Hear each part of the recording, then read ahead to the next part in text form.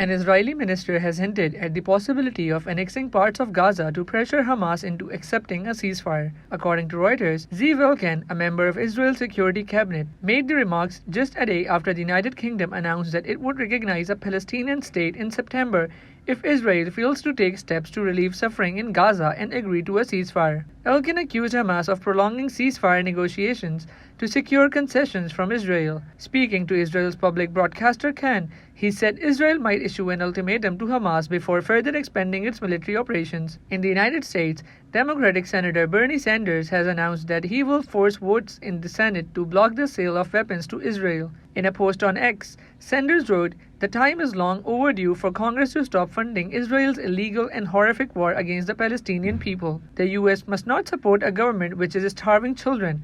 According to a press release, Sanders will push for votes on Senate joint resolutions, SJ Resolution 34 and SJ Resolution 41. These resolutions seek to prohibit the sale of $675.7 million in bombs and munitions as well as fully automatic assault rifles. Meanwhile, Jordan's King Abdullah has described the ongoing crisis in Gaza as the worst humanitarian catastrophe in modern history. According to AFP, he stated, "Gaza is witnessing a humanitarian catastrophe that exceeds anything we have witnessed in modern history." The king also said Jordan is in contact with the international partners to push for an end to the war, now in its 22nd month. According to Al Jazeera, Gaza's health ministry reports that Israel's military campaign has killed 60,138 Palestinians and injured 146,269 others since October 7, 2023. In the past 24 hours alone, 103 Palestinians, including 68 seekers, were killed and 399 injured.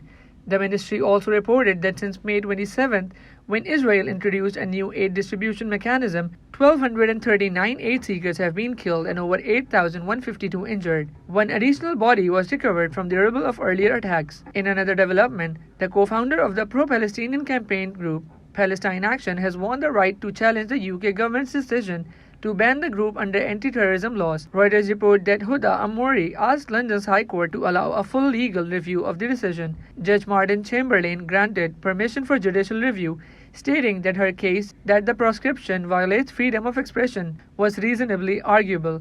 Under the ban, being a member of the group is a criminal offense carrying a sentence of up to 14 years in prison. Axios, citing U.S. officials, reports that Trump's envoy Steve Witkoff is expected to travel to Israel for talks on the humanitarian crisis in Gaza.